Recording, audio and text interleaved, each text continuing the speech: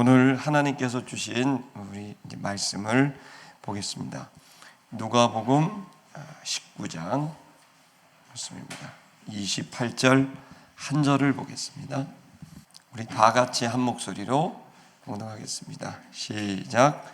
예수께서 이 말씀을 하시고 예루살렘을 향하여 앞서서 가시더라. 아멘. 오늘은 여러분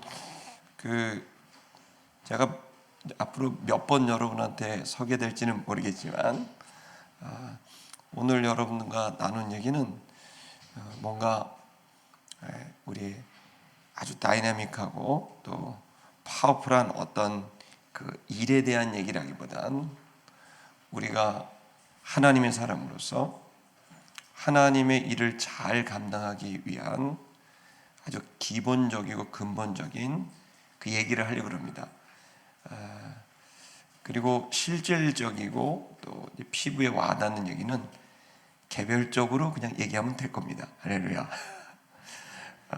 오늘 여러분들과 나눌 이야기는 생각하는 겁니다. 생각하는 거. 오늘 본문의 말씀을 정하게 된 거는 예수님은 항상 생생히 성자로서 살아계셨지만 동시에 성부와 성령과 하나가 되면서 가셨다. 마찬가지로 우리 지체 여러분들도 성령의 도우심으로 또 예수 그리스도의 은혜로 또 하나님 아버지의 그 사랑으로 그렇게 동행하지만 그러나 여러분들은 여러분 하나하나의 그 영혼 하나님의 아들됨으로 생생히 살아서 존재하게 되기를 축복합니다. 제가 한 달 전쯤에 누가 저에게 이런 질문을 했어요. 그게 뭐냐면 목사님, 우리가 자아가 죽어야 되는데 그 자아가 죽는 것에 대한 죽는다는 말이 혹시 우리가 자유의지를 이제 포기하고 자유의지 없이 그냥 의지 없이 그냥 주의 말씀을 무조건적으로 받아들이는 그게 자아가 죽는 겁니까? 라는 이런 얘기를 했어요. 지금 여러분 우리가 기도하는 것 또 성경을 묵상하고 그 말씀을 살아가는 모든 것들은 우리가 우리 내면 영혼에서 하나님의 아들로서 완성되는 그리스도의 장성한 분량이 충만한 예수를 담는 그를 위해서 지금 하고 있는 일 아닙니까? 그죠? 그래서 예수 그리스도를 보면 그분이 어떻게 사고하셨고 또 그분이 어떻게 말씀하셨고 그분이 어떻게 일하셨는지를 보면 우리가 고민하고 있는 자아가 죽는다는 말이 뭔지, 우리는 사고한다는 말이 뭔지, 또 주님과 동행한다는 말이 뭔지, 순종한다는 말이 뭐 이런 말들을 이해하기가 상당히 쉽습니다. 근데 자칫 잘못하다가 논리에 스스로 빠지게 되면 우리의 영혼이 어떻게 존재하는지 그 존재 방식, 그 사고 방식, 그리고 생활 방식이 논리에 스스로 이제 빠져서 잘못된 하나님이 기대하시는 방식이 아닌 마치 어떤 로봇이나 아니면 수동적인 어떤 존재로 되는 듯하게 여겨지게 되는 것은 크나큰 오해다. 하나님은 여러분과 제가 동등되게 여러분 교제하기를 원하십니다. 아멘입니까? 하나님이 일방적으로 자기에게만 할 거라고 생각하면 오해입니다. 하나님도 여러분 얘기 듣고 싶어 합니다. 그리고 성경에 보면 하나님이 신실한 주의 자녀들의 얘기를 들으시고 결정하신 뜻을 바꾸신 일도 많습니다. 예를 들어 니느웨 성을 멸망하기로 결정하셨다가 요나의 회개와 또 니느웨 성에 있는 백성들이 회개하게 되니까 멸망하는 것을 유보하시고 구원을 주신 경우들도 있고 주님의 뜻이 바뀌어진 경우들도 많아요. 그런데 그걸 하나님이 기분 나쁘게 여기신 흔적이 전혀 없어요. 그 얘기는 뭐냐면 하나님도 우리를 믿어주시고 대화하시듯 우리도 하나님을 믿고 대화해야 된다는 겁니다. 아멘입니까? 여러분, 많은 사람들은 믿음이 구원의 조건이라고 생각을 하죠. 믿음으로 구원 얻는다. 그 맞는 얘기예요. 근데요, 구원의 조건이 믿음이기도 하지만 구원의 결과물도 믿음입니다. 결국 구원 얻은 건 주님을 믿는 것이고 주님이 우리를 믿는 겁니다. 제일 기분 좋을 때가 언제예요? 믿어줄 때죠. 하나님도 비슷하세요. 그래서 믿어주는 걸 좋아하시고 또 믿음을 통해 우리와 하나가 되시는 거거든요. 그래서 이 믿는다는 건 그럼 뭐냐? 그건 결국 믿음이 생기려면 믿음은 대화가 필요하고 소통이 필요하고 관계가 필요한 거죠. 자, 그래서 여러분, 이 믿음은 그야말로 하나님과의 관계가 원활하게 된 상태라면 죄는 그 하나님의 관계가 단절된 상태죠. 그럼 어떻게 보면 죄의 반대말은 의라고도 할 수 있겠지만 죄의 반대말은 믿음이라고도 할 수도 있는 거죠. 사랑도 마찬가지입니다. 여러분, 로마서에는 소망도 마찬가지로 너희가 소망으로 구원을 얻는다 그랬거든요. 그러면 소망도 구원의 전제 조건이죠. 그러나 동시에 구원의 결과도 우리가 하나님을 소망하듯이 하나님도 우리를 기대하고 소망하십니다. 그러니까 이것은 단순히 마치 자동 판매기에 동전을 넣으면 콜라를 누르면 콜라가 나오듯이 믿음을 넣으면 구원이 오고, 이런 방식의 기계적인 관계가 아니라 인격적인 관계가 신앙의 관계라는 것을 깨닫게 되길 바랍니다.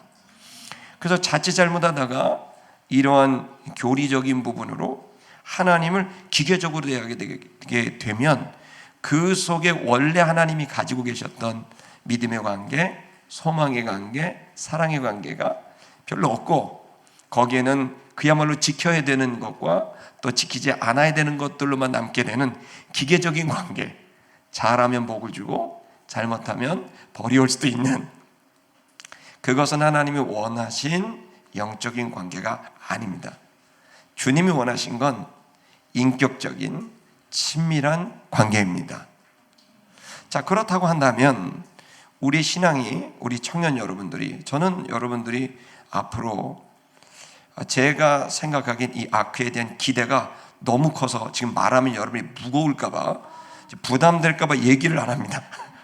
근데 제 마음에는 굉장한 기대감이 막 이렇게 벅차오릅니다. 그래서 이걸 계속 하나님 앞에서 검증하고 있는 가운데 있는데, 적어도 제가 여러분 앞에 예언적으로 선포하는 것은 여러분들 중에 적지 않은 숫자가 10년, 20년 뒤에 대한민국과 열방에 매우 중요한 역할을 감당하게 될 것이라는 확신입니다. 그리고 지금은 여러분은 대학생들이고 젊은 20대의 청년들이지만, 그러나 여러분 이제 10년이 지나면 30대, 40대가 되고 또 10년이 지나면 저와 비슷한 나이가 될 가능성이 상당히 높습니다. 그때가 되면 물리적으로 여러분 지도력을 가질 수밖에 없게 됩니다. 지금 386 우리 60년대, 그리고 또 이런 민주화 운동을 했던 저희 같은 세대는 벌써 본의 아니게 어떤 결정을 할 수 있는 공동체나 집단의 지도자가 됐어요. 저희 동기들이 대표이사도 하고 아주 임원들을 하고 언론사에서는 국장을 하고 이런 나이가 됐죠. 모든 것들을 결정하고 만들어내는 역할이죠. 근데 어느새 모르게 그렇게 된 거예요. 자, 여러분, 시간이 엄청나게 빨리 간다는 걸 여러분에게 얘기합니다. 정말 빨리 갑니다. 그러면 여러분들은 지금부터 철저히 준비를 해놓지 않으면 그런 기회가 왔을 때 헛소리 할 수 있고 헛방칠 수 있어요. 그러니까 여러분, 기독청년 여러분, 아크 여러분, 전 여러분에게 강력하게 도전을 줍니다. 지금부터 단단한 사람이 되세요. 어떤 것에도 흔들지 않는 믿음, 탄탄한 지식과 지성을 갖고 여러분이 강철보다도 강력한 의지를 갖는 생생히 살아있는 하나님의 아들로서 당당하게 서게 되기를 주의 이름으로 축복합니다.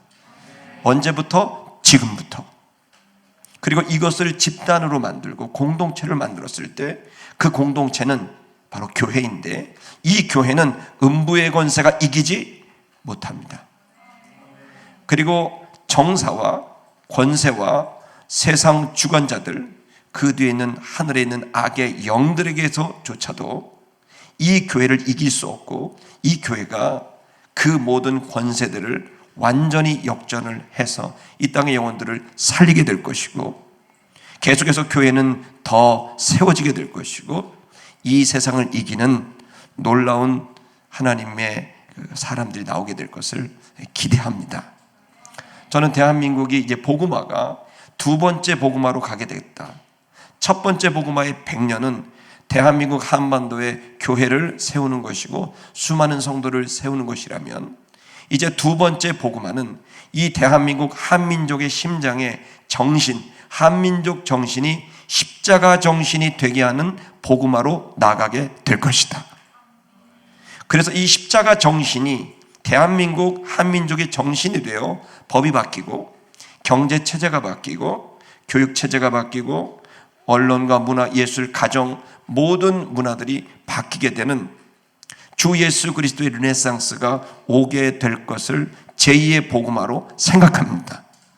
그러므로 7개 영역을 여러분이 결정을 하고 그 영역에 나아갈 사람으로 준비되는 여러분에게 지금 이 시점 중요한 것은 제대로 된 신앙을 훈련하고 익히는 것입니다. 그래서 저는 첫 번째 여러분에게 제가 몇 번을 쓰게 될지 모르지만, 첫 번째 사고방식, 생각하는 방식을 여러분에게 오늘 전하려고 합니다. 이것은 당장 무엇을 해야 되는 건 아니지만 여러분이 밀실에 들어가서 여러분이 그 기도의 방, 골방에서 여러분 스스로가 이 문제를 씨름하게 되는, 그때 성령께서 천사들이 여러분을 돕게 될 것을 중보하겠습니다. 그래서 여러분의 생각의 사고의 틀이 철저히 예수 그리스도의 생각의 틀로 바뀌게 되고, 그 생각하는 것이 예수를 닮게 되는 첫 번째 걸음이 여러분에게 띄어지게 되기를 바라는 마음에서 오늘 본문의 말씀을 간단하게 전하려고 합니다. 자, 여러분이 예수를 닮는다는 말이 그냥 너무나 넓은 의미가 아닌 구체적으로 명확하게 여러분이 예수 그리스도를 닮는 은혜가 있기를 바랍니다.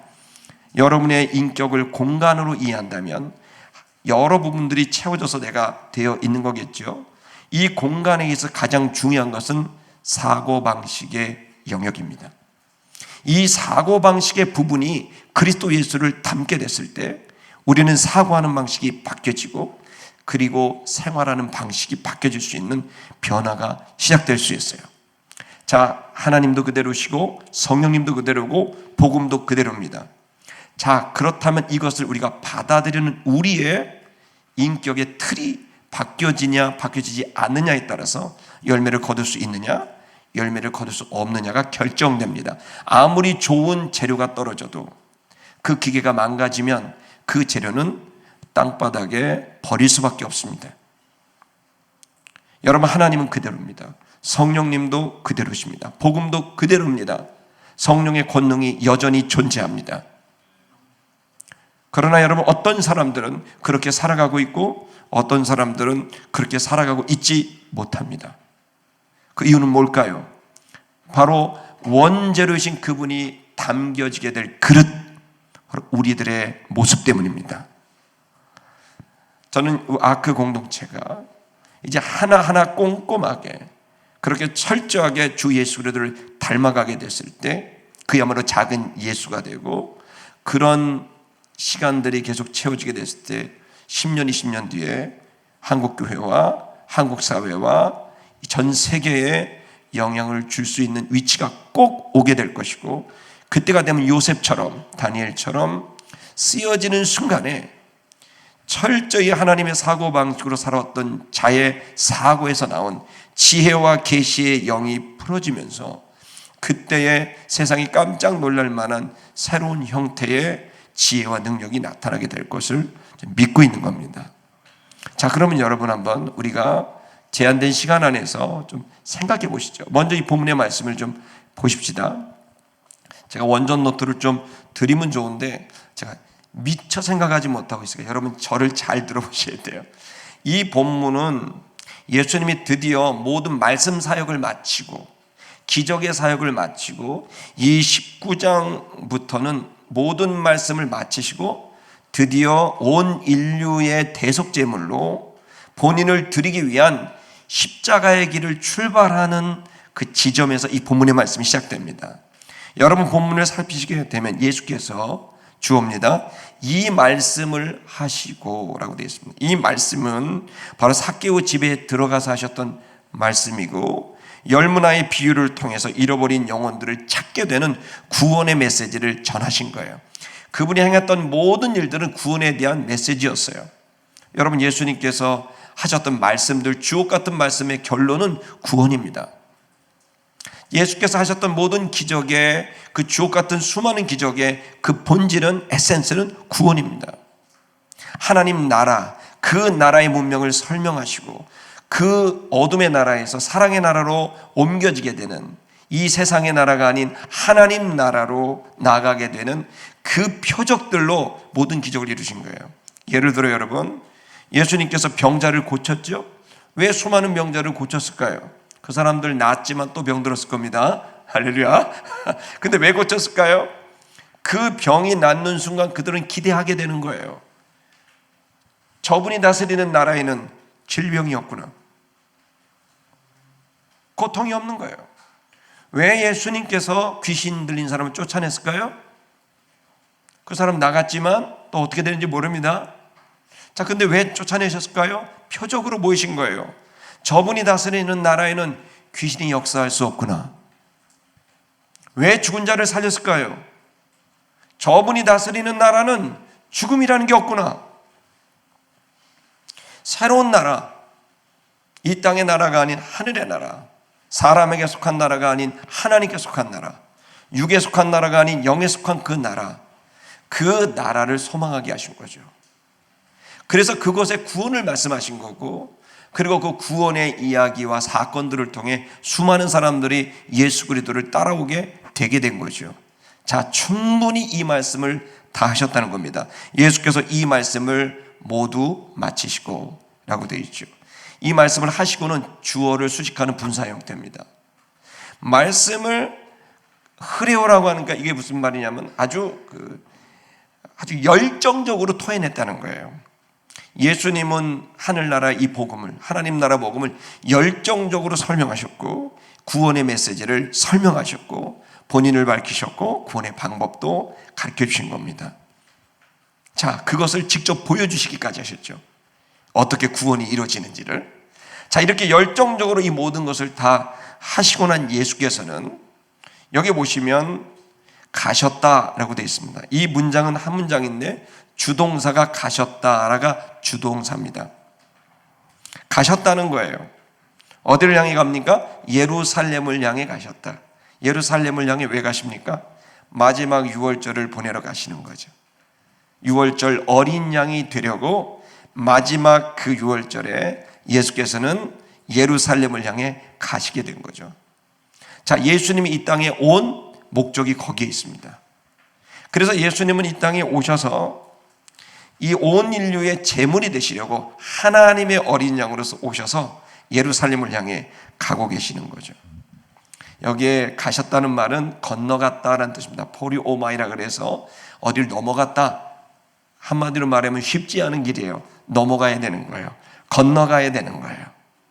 자, 이 길을 본인이 또 그리고 하나님의 은혜로 강력한 본인의 의지로 또 하나님께서 억지로 이끄시기도 하셔서 하나님 아버지와 함께 성령의 도우심으로 그 어려운 고비고비를 넘겨서 드디어 마지막 일주일을 앞두고 예루살렘을 향해 가셨다는 거죠. 여러분, 예수께서 이 가셨던 인류를 위한 이 사명의 길, 저와 여러분에게도 있을 줄로 믿습니다. 여러분, 우리는 각자의 나의 길이 있습니다. My way가 있는 거죠. 그것은 하나님이 나한테 주셨던 길이에요. 자, 그 길들이 있어. 어떤 사람은 정치가로, 어떤 사람은 선교사로, 어떤 사람은 경제인으로 각자 가야 될 길이 있고, 그리고 그 길의 결국은 십자가를 지는 길인 줄 믿습니다.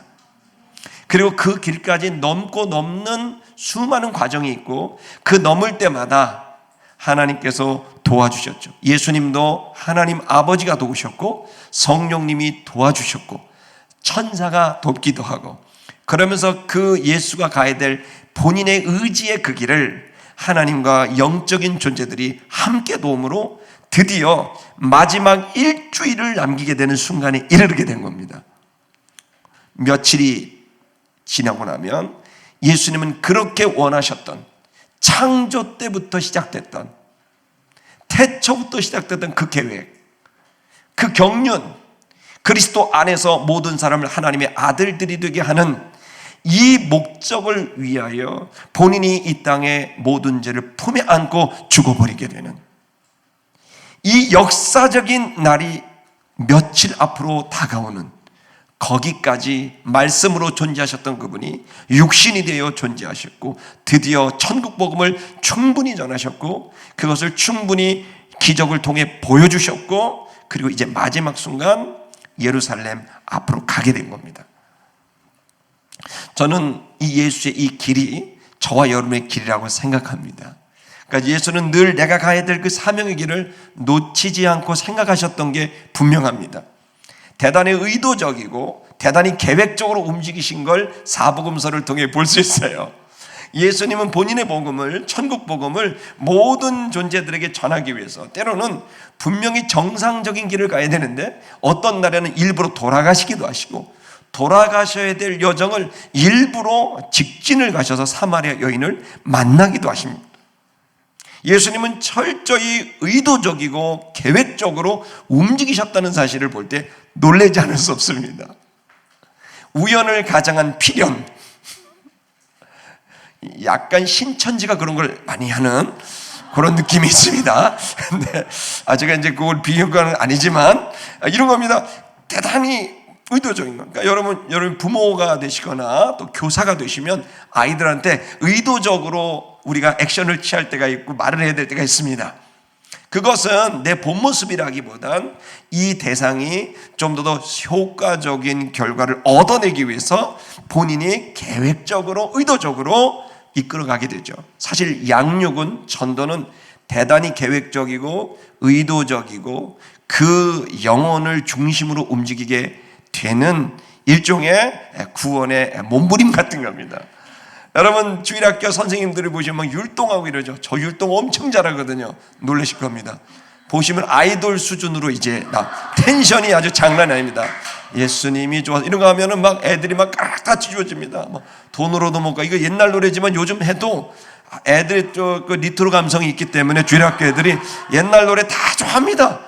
그래갖고 막 박수 치고 손을 높이 들고 이러면 상당히 좋아요. 근데 그걸 할 때 이미 준비를 딱 하고 가야 됩니다.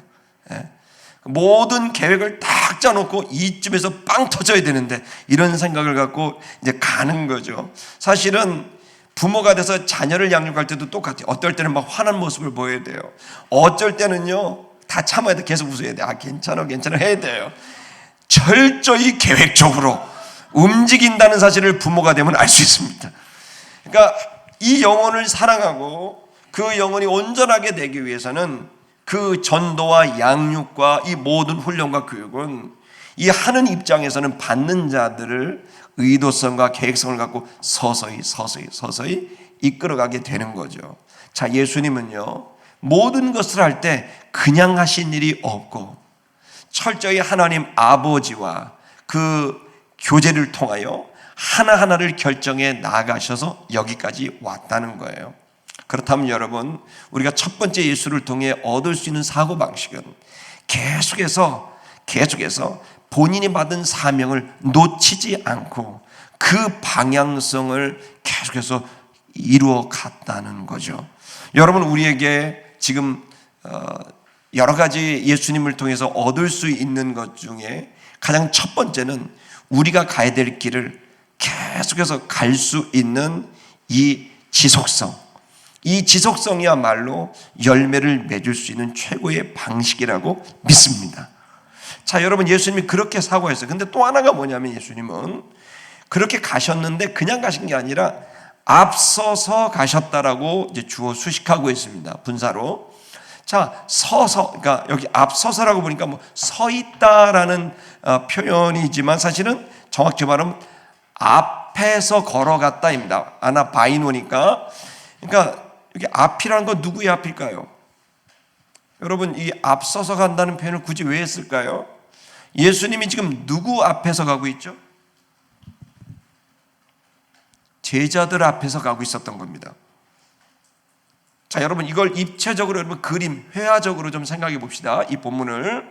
자, 예수님이 이제 제가 예수님입니다. 그러면서 이제 탁탁 가는 거죠. 이 갈 때 가장 중요한 것은 주님입니다. 주님께서 아버지가 내게 주신 사명, 태초에 회의했던 그 내용, 아들을 통하여 아들들이 되게 하는 그 회의의 내용, 그리고 여기까지 수천 년을 하루가 천년같이, 천년을 하루같이 기다리고 고대했던 바로 그날이 왔도다. 아버지여, 내 길을 갑니다. 마이웨이를 가는 거죠. 그때 중요한 시선은 아버지죠. 자, 근데 예수님이 아버지를 바라보면서 갔지만 동시에 또 하나의 동사가 나옵니다. 그 동사는 뭐냐면 앞서서 갔다. 그럼 또 하나의 대상이 발견됩니다. 누구의 앞이죠? 제자들 앞에. 그가 속한 공동체에서 앞에 있었다는 겁니다. 프론트에 있었다는 거예요. 자, 예수님의 사고방식, 예수님의 존재 방식을 이해하셔야 됩니다. 자, 예수님은 나의 길만 고집하며 가지 않았습니다. 그것이 중요했지만 그 예수님은 본인의 길을, 하나님 아버지께서 주신 길을 보고 갔지만 동시에 또한 이 공동체 속에서 내가 어떻게 해야 되는지를 정확히 이해하며 하나님 아버지를 통해 나의 길을 결정하며 갔다면 공동체를 대상으로는 그 공동체 속에 내가 어디에 위치해야 하고 내가 어떤 역할을 해야 되는지를 생각하면서 또 가셨다는 거예요.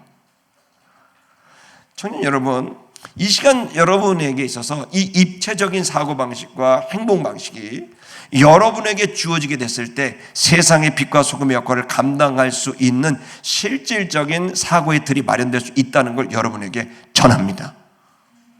적지 않은 신앙인들은 하나님 아버지만을 바라본다. 그 말의 의미를 지나치게 협의적으로 해석하는 바람에 다른 사람 전혀 배려하지 않고 오직 하나님만 바라보며 가게 되는 게 신앙의 최고봉이라고 생각을 합니다마는, 그러나 그 말의 의미는 우리가 가야 될 길을 조금도 양보할 수 없다는 의미인 것이지, 우리가 하나님께서 주신 가야 되는 이 길을 가면서도 우리는 동시에 우리가 소속되는 공동체를 인식하며 가야 되는 거예요. 넓게는 이 시대를 인식하며 가야 돼. 21세기 지구촌을 인식하며 가야 돼요. 기후의 문제, 환경의 문제, 인권의 문제, 수많은 식량의 문제 등등 이 지구촌 공동체의 일원으로서 글로벌 시티즌십이라는 그 개념 안에서 이 지구촌 공동체에 대한 부담감과 그들 앞에서 내가 어떠한 역할을 해야 될 것인가에 대한 인식을 하면서, 그러면서도 동시에 하나님께서 주신 나의 길을 가야 되는, 여러분 이 사고방식의 틀과 여러분 이 생활의 틀을 마련해야만 하는 거죠.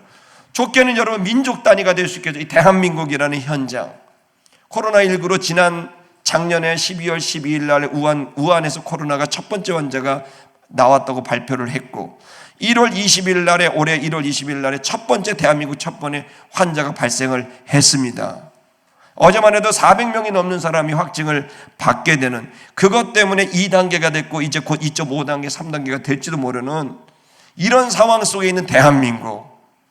자, 여기에서 대학교를 졸업하고 또 그리고 대학원을 졸업하고 진로의 문제를 갔을 때 고민할 수밖에 없게 되는 이 대한민국의 현장. 제가 1992년도에 대학교를 졸업했거든요. 그때에는요, 저희 동기들이요, 내기를 했어요. 100대 기업 몇 개까지 합격하나. 그때 1등한 녀석이 16개입니다. 대기업 16개 합격한 친구가 있었어요. 차정석이라고. 연대 경영학과 나왔는데 걔가 1등 했어요. 서울대보다 더 세. 근데 우리 동기들이, 고등학교 동기들 내기를 했는데 16개 한 차정석이 1등을 한 거예요. 근데 걔 왜 16개냐? 시간이 겹쳐서 다른 데는 합격을 지원을 못한 거야. 만약에 시간이 겹치지 않았다면 한 5, 60개 됐을 수도 있어. 그 정도로 졸업을 하면 갈 데가 수두룩했고 세상은 넓고 할 일은 많다. 이런 이야기 요즘 하면 무슨 소리 하나 그렇게 되지만 1992년도 당시에 우리의 시대 정신은 민주화라고 하는 것이 가장 중요한, 나머지 부분들은 저절로 됐으니까.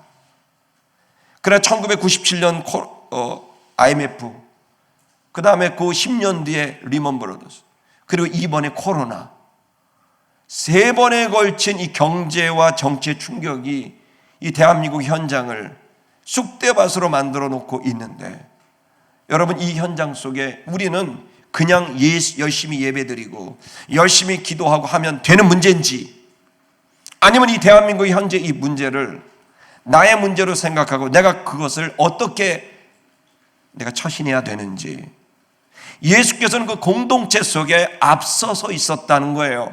앞서서라는 말은 우월의식을 말하는 게 아닙니다. 예수님께서 여기서 표현한 앞서서라는 말은 본인이 본이 되고 방향을 제시하고 공동체의 그 그룹들을 이끌어가겠다라고는 헌신을 말하고 있는 거죠. 자, 여러분, 청년 여러분, 여러분들은 지금 나의 길을 쫓다가, 여러분 어쩌면 열심히 있는 신앙인들은 나의 길을 가다가, 여러분들의 길을 가다가 정말 내가 이 땅에 온 이유와 목적을 모르고 그냥 주님만 사랑하다가 천국 갈 수도 있습니다. 사실 천국을 빨리 가시는 게 좋습니다. 그분들은. 할렐루야. 왜냐하면 할 일은 별로 없습니다. 매일 예배만 드리고 기도만 하니까. 여러분, 기도실은 그야말로 엔진과도 같고 전기차의 모터와도 같은 강력한 추진력과 동력이 숨겨져 있습니다. 그 동력은 어디를 향합니까? 너는 세상의 빛이고 소금이다. 세상을 이기게 하고 세상 속에 하나님 나라를 선포하게 하고 하나님 나라를 보여주게 하고 그들을 주님께로 초청해내는, 여러분, 그 에너지를 쓰기 위한, 영혼을 구원하는 예수가 이 땅에 온 목적과 같이, 사도들이 이 땅에 사도의 역할을 감당한 그 목적과 같이 저와 여러분들도 작은 예수, 작은 사도로서 이 시대 가운데 보내심을 받았다는 사실을 잊어서는 안 됩니다. 그리고 이 시대에 대한 사명과 내가 가야 될 길은 상이하고 그리고 또 양가적인 가치가 아니라 하나의 동선과 흐름을 잡아낼 수 있는 덩어리로 이해하시는 것이 좋습니다. 그래서 내가 나의 길을 이야기를 하지만 동시에 공동체 속에서 나를 이야기하고, 공동체 속에서 나를 이야기하지만 동시에 내가 가야 될 나의 길을 이야기할 수 있는 덩어리로 이해하는 인식의 구조와 틀이 너무 중요합니다. 여기서는 무 자르듯이 내가 가야 될 길 따로 있고 공동체에서 내가 앞서야 되는 그것이 따로 있다고 한다면 그곳에서 여러분은 대단히 충돌이 일어나게 될 것이고 공동체의 연합을 이루지도 못하고 인격 안에서의 갈등 구조를 경험할 수밖에 없습니다. 저는 여러분들에게 이 예수 그리스도가 가지고 있는 이 사고의 틀에 대한 여러분 이 구조를 이해하고 가는 것, 그렇다면 여러분, 우리가 대한민국뿐만이 아니라 한국교회에서도 우리 아크들, 여러분 한 사람 한 사람들은 여러분의 길이 있지만 한국교회의 사명이 있는 거죠. 우리는 거기에서 앞서서 가야 된다라는 생각을 좀 더 구체적으로 할 필요가 있습니다. 그 얘기는 뭡니까?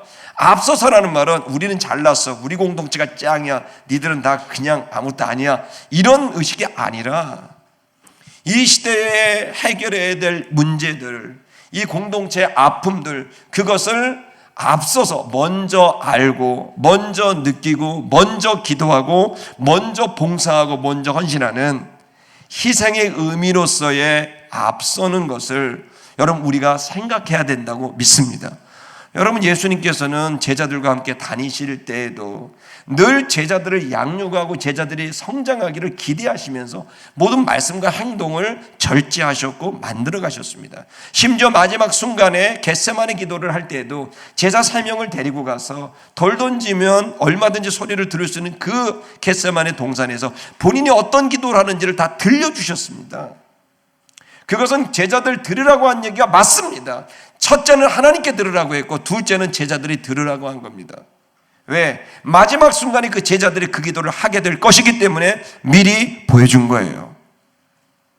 이건 나쁜 게 아니라 쇼도 아닙니다. 그것은 장차 제자들의 그 믿음의 길을 가게 됐을 때 겪게 되는 상황에서 스승으로서 먼저 예방주사를 놓듯이 그 상황이 되면 너희가 겟세마네 동산 같은 너의 겟세마네로 들어가라. 밤이 맞도록 밤새도록 땀방울이 핏방울에도 쏟아라. 부르짖어라.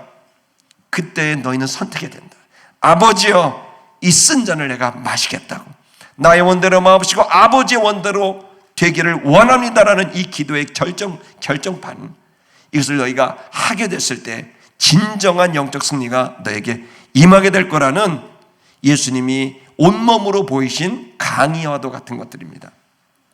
여러분, 우리는 이 시대 속에 이제는 오른손이 하는 걸 왼손이 모르게 하라 예수님이 하셨지만, 요즘은 제가 조금 말해봐요. 오른손이 하는 걸 열방이 알도록 해야 됩니다. 할렐루야. 조금 모범이 필요해요. 너무 모범이 없어. 그 여러분들도 이제 다 숨어 계시기 때문에 모범이 안 됩니다. 좋은 일은 좀 알립시다. 아멘. 그 이야기는 우리가 분명히 양육적 입장에서, 구원론적 입장에서 그들에게 보여줘야 될 의무 또한 있는 거예요. 제 이야기는 가식하고 외식하라는 얘기가 전혀 아니라, 우리는 그들이 선한 일이 무엇인지, 그리고 그들이 얼마나 하나님을 또 양심을 흔들어 놓는 그 문제를 결정하고 있는지를 우리는 의도적으로 보여줘야 되고 또 들려줘야 할 의무가 공동체성에 앞서서 있는 자로서 필요하다는 겁니다. 여러분, 우리는 지금 주님께서 나에게 주신 1대1의 관계 속에 사명의 길을 갑니다. 할렐루야. 그러나 동시에 공동체 속에서 내가 앞서서 해야 될 일들을 또한 가지고 있는 이 입체적인 의식 구조를 여러분이 이해할 필요가 있어요. 좀 더 이야기를 하게 되면, 예수님께서 이런 생각을 할 때마다 얼마나 공동체 속에 어떻게 해야 될지, 어디에 위치해야 될지, 이런 것들을 계속 생각하지 않겠습니까? 물론 덩어리로 이해한다, 입체적 사고방식을 갖는다, 중요하지만 더 중요한 건 실질적으로 우리가 이 문제를 결정해야 되는 거잖아요. 판단해야 되고, 오해하지 않고 이해해야 되고, 오판하지 않고 제대로 된 좋은 판단을 내리고 결정해야 되는데, 그러면 이 어떻게 우리가 좋은 생각과 판단을 내릴 수 있을까요? 왜 이게 고민이 되냐면, 실제로 우리는 구원을 받았지만 여전히 육신의 몸을 갖고 있기에 옛날의 옛자가 살아있다 없다? 살아있어요. 그러나 우리는 새로운 자아가 들어와서 내 안에 두 가지의 자아가 충돌하고 있어서, 여러분, 분명히 내 영적 자아가 옛적 자아가 자꾸 살아납니다. 이걸 좀비 신앙이라는데, 저는 이 좀비 신앙이 자꾸 올라옵니다. 죽었는데 또 살아나, 얘가. 처음 들어보셔서 당황스럽죠. 저도 이 얘기를 안 하려고 그러는데 이 얘기를 하니까 확 와닿는다 그래서 제가 이 표현을 씁니다. 이게 지금 한 1년 됐습니다. 좀비 신앙. 얘가 죽었어. 그리스도와 함께 십자가에 못 박혀 죽었어. 분명히 죽었어. 근데 갑자기 스물스물 올라와 있어. 내가 컴플렉스, 아니면 또 트라우마, 이런 의식들이 막 올라오는 거예요. 이미 죽었는데. 왜 그럴까요? 그것은 바울이 고백한 것처럼, 내가 날마다 죽고 내가 날마다 산다라고 고백한 것처럼 이미 결정적으로 죽었지만 그러나 여전히 몸을 갖고 있기에 이 속에서 계속 올라오는 좀비적인, 그러나 생명이 없는 그것들이 자꾸 올라오는 거죠. 자, 거기에 가장 큰 핵심이 뭡니까? 그 좀비 신앙의 가장 큰 문제가 뭐냐면, 제가 지난 목요일 날에 설교했던 원죄, 오리지널 신이라는 그 요소입니다. 그건 뭐냐면, 이 원죄의 가장 큰 핵심은 뭐냐면, 하나님이 없이 자기 스스로 살아가는 사고방식과 존재방식을 선택한 거예요. 그게 뭐냐면 바로 내가 나를 기준으로, 이 하나님 주신 자유의지를, 나를 기준으로 자유의지를 사용하고 판단하기에 기준 자체인 내가 흔들리고 부족하니 내가 판단한 판단도 당연히 흔들리고 유동적이고 불안할 수밖에 없다는 겁니다. 그러나 사람들은 그 판단을 그렇게 생각하지 않고 자기가 알고 있다고 생각하는 거예요. 가장 큰 착각, 그걸 자기 기만이라고 하는데, 내가 생각을 딱 했는데 이게 맞다고 생각하는 거죠. 그래서 제가 지난 목요일 날에 오신 분도 있고 안 오신 분도 있어서 참 이럴 때가 애매한데, 어쨌든 그 얘기를 드리면 이거예요. 우리는 원죄 속에 있다 보니까 자기를 기준으로 다 판단이 되는 거예요. 제가 말씀드린 대로 보십시오. 날마다 성경 말씀 가리키고, 어떤 목사님이 또 밥도 사주고 잘한다 칭찬도 하고 잘해봐 파이팅하고, 이게 좋은 목사예요, 나쁜 목사예요? 빨리 폭풍 같은 리액션 빨리 하고 끝냅시다. 어떻게 빨리 얘기해 보세요. 다 좋은 목사로 막 나오잖아요. 그게 이제 이게 신천지거든요. 근데 신천지 때 본인은 그냥 좋은 목사라고 생각이 드는 거예요. 근데 그리고 그걸 믿어요. 더 문제는 생각이 나는데 생각난 걸 믿어요. 이게 진짜라고. 그러니까 여기에서 어떤 일이 벌어지냐면은 가장 큰 문제는 하나님의 의견을 듣지 않아도 된다는 거예요. 그래서 여러분 굉장히 놀라운 사실은 말씀을 보지 않아도 신앙생활을 할 수 있습니다. 할렐루야. 자, 놀라운 방법을 여러분 가르쳐 드립니다. 성경을 보지 않고도 철저히 좋은 종교 리더가 될 수 있다 없다? 있는 것처럼 보인다. 있는 것처럼 보인다는 거예요. 전혀 목사로서, 장로로서, 간사로서 똑같아요. 선교사로서. 왜? 그동안 내가 쌓아놓은 나의 기준들, 지식들이 이게 있기 때문이죠. 그리고 그것으로 뭐라는 거예요? 판단을 해버리게 된 거죠. 자, 그러면 여러분 지금 우리 모두는 저를 비롯한 우리 모두는 병에 걸렸다고 생각하시면 됩니다. 할렐루야. 어떤 병이냐면 착각병입니다. 오판의 병입니다. 오해와 오판의 병. 그 오해와 오판의 병은 바로 내가 나를 기준으로 나도 모르게 본능적으로 그냥 후다닥 작은 목사 후다닥 까만 목사 뭐 이러면서 계속 나오는 겁니다. 자기 판단이 막 생기는 거예요.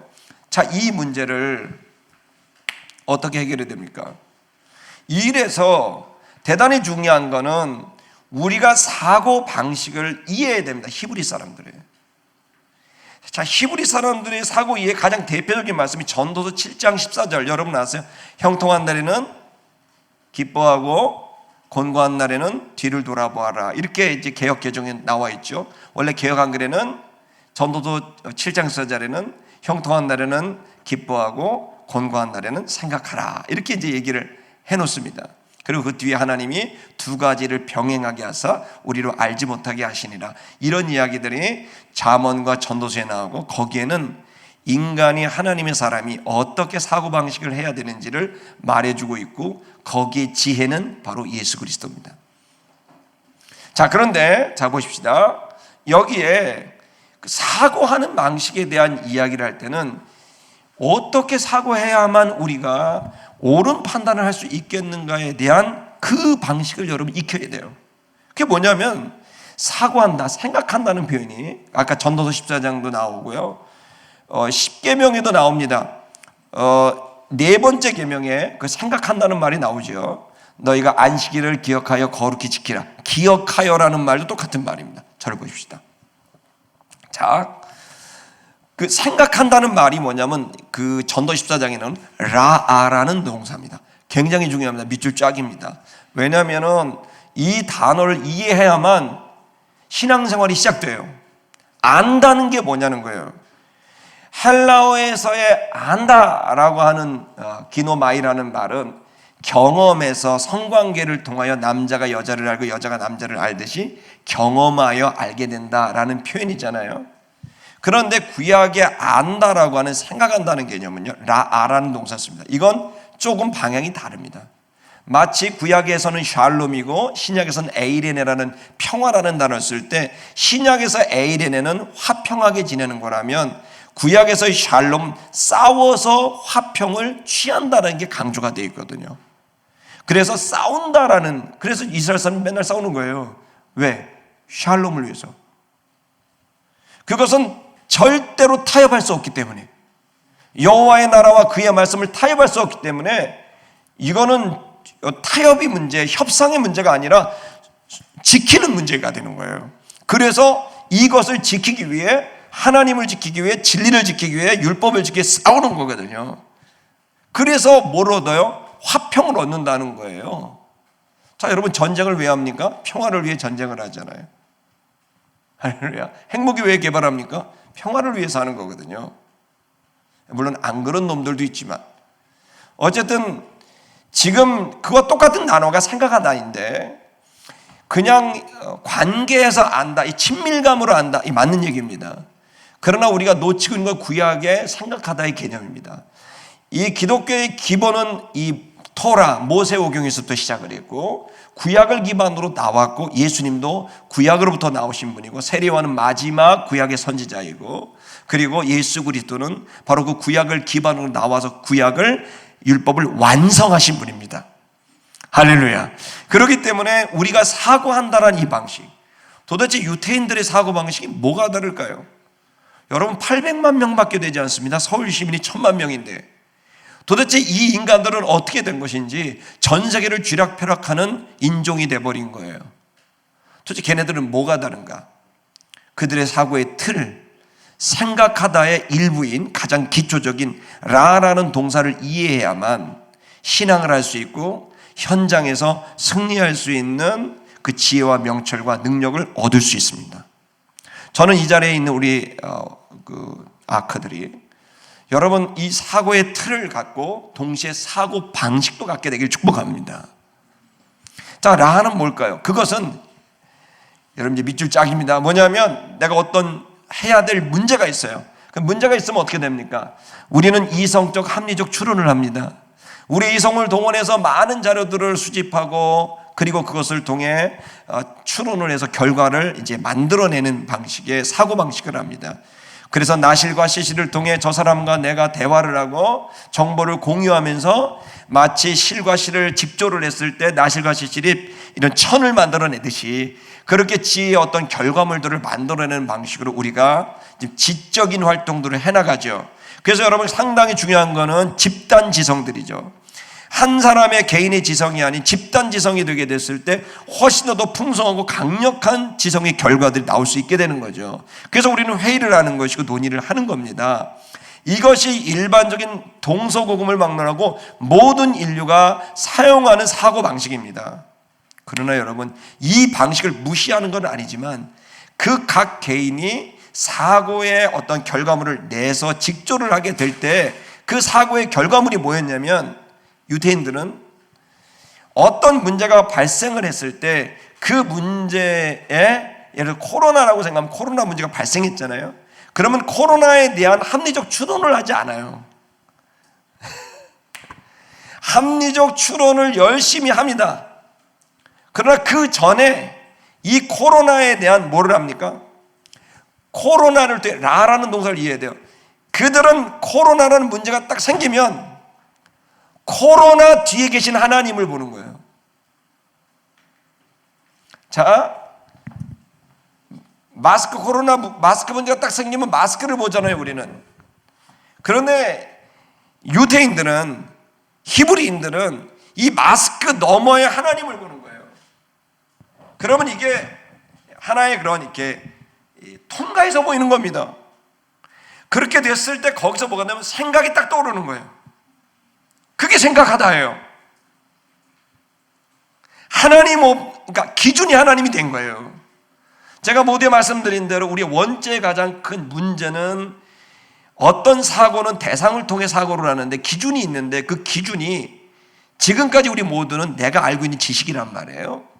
그러나 이 우리의 성경적 사고방식은 내가 알고 있는 지식을 기반으로 사고하기 이전에 먼저 이 문제에 대한 하나님에 대한 인식을 통해 하나님을 바라보는 겁니다. 그때에 하나님이 우리에게 계시적 생각을 탁 드롭시키는 거예요. 그러면 그 생각을 가지고 그리고 또한 이 합리적 추론을 하고 그러면서 그 속에서 하브루타 대화를 합니다. 먼저 샤마 듣는 거예요. 하나님으로부터 듣는 훈련을 하는 거예요. 모든 것에 있어서 관계든 돈이든 어떤 사건이든 이 모든 것의 너머에 하나님의 감정, 하나님의 생각 이것을 그 밀실에 들어가서 그 개인이 그걸 놓고 하나님을 바라보면서 입체적으로 그 이중적으로 하나님을 바라보면서 가는 겁니다. 나라와 민족을 보면서 나라와 민족의 처절한 현장의 데이터를 보면서 그 너머에 계신 주님을 이렇게 보는 거예요. 여러분 이러한 사고방식을 하게 됐을 때 그 방식을 통해 하나님께서 주시는 감정의 하나의 덩어리가, 그 에센스가 똑 떨어지는 겁니다. 그래서 하나님의 눈물이라 그럽니다. 하나님의 지혜의 샘이라 그럽니다. 그래서 이 상황들을 보면서 하나님을 바라봤을 때 거기로부터 하나의 지식의 생각이 하나가 뚝 떨어집니다. 또 하나의 감정이 내 안에 똑 떨어집니다. 그 에센스와 같은 그것이 내 안에 똑 떨어질 때 그 한 방울에 똑 떨어지는 하나님의 감정 속에 통곡이 터지는 거고, 한 방울에 떨어지는 지혜의 섬이 왔을 때 내 머리가 완전히 새롭게 되면서 유레카하게 되는 겁니다. 여러분, 여기에서 여러분 전혀 다른 사고의 어떤 결과물들이 뚝 떨어질 수 있는 거예요. 그것으로 하브루타 대화하고 토의하고 너의 지식과 네가 하나님이 주신 지식, 나에게 주신 하나님, 너가 주신 하나님, 이걸 갖다 얘기하면서 직접 나시면서 쭉쭉쭉 하면서 만들어서 결과물들을, 그것이 정치면 정치로, 경제면 경제로, 군사면 군사로 만들어내게 되는 거예요. 근데 이게 안 되면 계속 내 생각으로 나오는 거예요. 그럼 내 지식의 양이 얼마나 부족하며, 그 부족한 양으로 연산하는 연산 능력의 한계는 얼마나 또 부족하며, 여러분 그걸 또 표현하는 데 있어서 표현의 능력이 얼마나 한계점이 있으며, 지식의 양 자체도 절대적으로 부족하며, 그 부족한 양을 연산할 수 있는 연산 능력도 IQ가 200이 안 되며, 그리고 그것에 대한 표현할 수 있는 표현력도 글로 뭐 PPT 모르겠다, 이제 내가 말했으면 좋겠는데 그냥 영상을 찍을까 막 하다가 시간 지나며, 여러분 그런 한계 속에 계속 있는데 우린 그걸 막 회의를 하고 한다는 거예요. 여러분 거기서 답이 나오기가 희박하다. 여러분 이 성경 안으로 우리가 들어가서 하나님께서 우리 각자에게 사고의 어떤 열매들을 주실 겁니다. 저는 지혜와 계시의 정신을 하나님께만 속한 지식, 그러니까 인간이 감히 상상할 수 없는 그 지식이 예술가들에겐 딱 떨어지게 되면 갑자기 천지창조가 빡 나오는 거죠. 인간에게 있지 않은 하나님에게 속해 있는 그 지식이 있습니다. 여러분, 여러분의 지식이 다라고 생각 설마 안 하시겠죠? 여러분의 감성과 지식은 제한적입니다. 그러나 하나님의 감성과 지식은 무한합니다. 자, 하나님에게 소속되어 있는 그 감정과 지식을 우리가 어떻게 받습니까? 지혜와 계시의 영으로, 정신으로 들어받습니다. 어떨 때? 우리가 주님을 바라볼 때, 주 앞에 예배하며 내 영이 주의 영을 만나게 됐을 때, 그 영과 영 속에 떨어지는 한 방울의 지혜, 그 영과 영이 대면했을 때 떨어지는 한 방울의 그 감성이, 여러분 거기서 영화가 나오고 미술품이 나오고 소설이 나오고 거기서 여러분 정책이 나오고 경제, 여러분 비즈니스가 나오고 교육이 나오는 겁니다. 저는 이 시간 오늘 두 가지만 시간 관계상 나누려고 합니다. 자, 첫째는 사고의 틀입니다. 모두에 말씀드린 대로 우리는 예수님이 하신 것처럼 각자의 길을 갈 겁니다. 갑니다. 예루살렘을 향해 갑시다. 우리 좀 죽으러 갑시다. 아멘. 어차피 다 죽어. 그러니까 죽으러 가자. 아멘. 그래. 한번 그냥 멋지게 물사르다 훅 가야지. 우리는 예루살렘을 향해 갑니다. 내 사명의 길. 여러분 그 사명을 꼭 이 젊은 날 확실히 붙들고 지속적으로 가게 되면 반드시 열매를 맺습니다. 우리 한번 따라할까요? 선한 일을 지속적으로 하면 열매를 맺는다. 아멘입니까? 하나님 주신 선한 일 지속적으로 하면, 포기하지 않고 하면 어떤 열매든 맺습니다. 여러분 가야 될 길 가시기를 축복합니다. 미리 여러분 축하드립니다. 성공하신 거 할렐루야. 사명을 완수하신 여러분, 제가 시간을 훌쩍 넘어와서 제가 여러분의 미래를 갔다 왔습니다. 할렐루야. 여러분 미래를 갔다 왔습니다. 여러분 가보니까 많이 늙으셨더군요. 근데 여러분 놀랍게도 여러분이 하나님 안에서 열매를 맺으셨더군요. 미리 축하를 드립니다.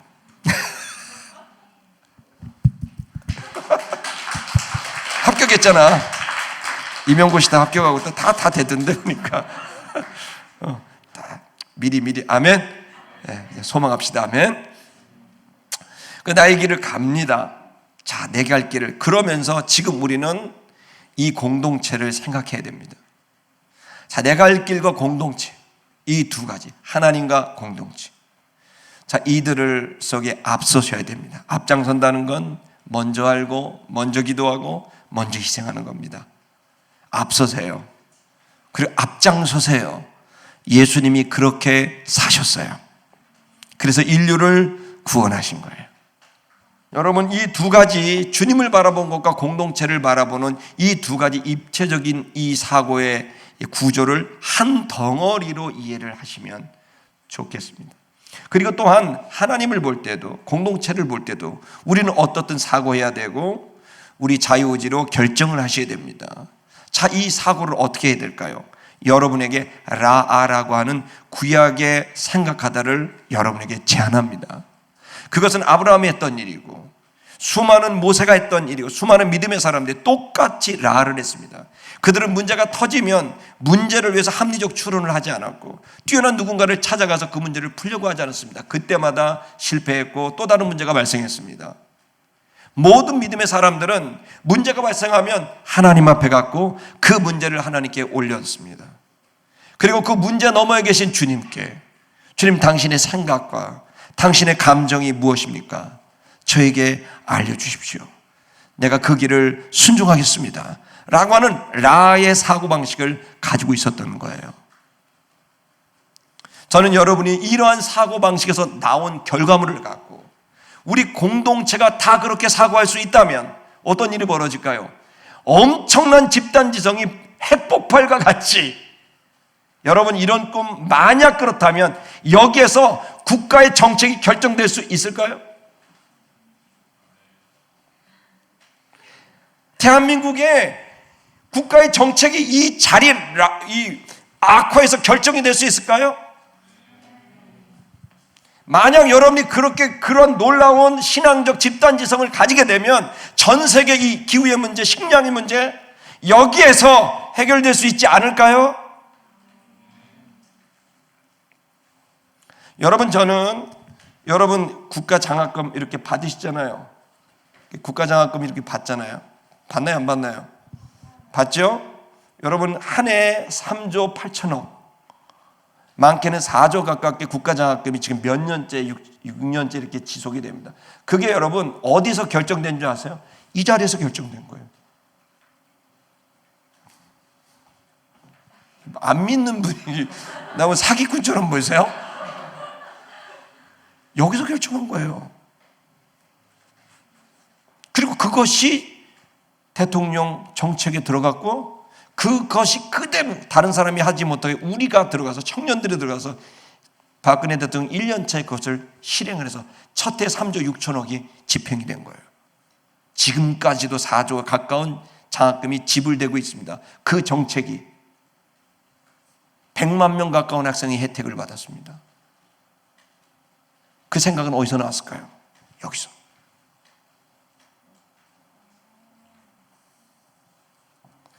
저는 제가 하나님의 길들을 걸어가고 하면서 여러분에게 더 이상 덧붙이거나 빼고 싶지도 않습니다. 하나님의 생각은 위대합니다. 그 어떤 PhD보다도 더 놀라운 학위, 지식의 힘은 하늘로부터 하나님께 속한 것들이 떨어질 때입니다. 마치 조각이 빠진 퍼즐 조각을 맞추려고 이거저거 맞추고 저거 맞추고 하는 인간의 노력들, 그 과정은 귀중합니다. 그러나 지금 이 역사는 하나님의 의견이 필요합니다. 대한민국은 하나님의 의견이 필요합니다. 한국의 경제는 하나님의 의견이 필요합니다. 여러분, 저는 오늘 여러분들에게 하늘의 것들을 받아들일 수 있는 그 통로, 생각나게 하시는 성령의 도우심, 여러분 그 사고의 틀과 덩어리를 여러분에게 제안했습니다. 간곡하게 여러분에게 도전하고 부탁합니다. 남은 생애를 그렇게 사십시오.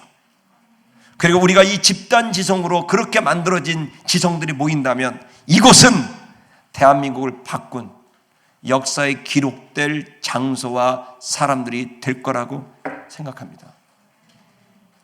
그리고 더 나아가서 여러분들이 이 시대의 문제를 풀어내고 더 궁극적으로는 온 인류가 주께로 돌아오게 하는 일을 위한 여러분 놀라운 일이 여러분 이곳에서 이루어지게 될 거라고 믿어 의심하지 않습니다. 여러분 주의 이름으로 축복합니다. 여러분 이 생각의 봉사, 사고의 봉사, 여러분 이 인지의 봉사, 여러분 이 집단적 하늘의 지혜를 공유하는 이 엔진과도 같은 핵과 같은 이 폭발력 아크에서 일어나게 되길 주의 이름으로 축복합니다.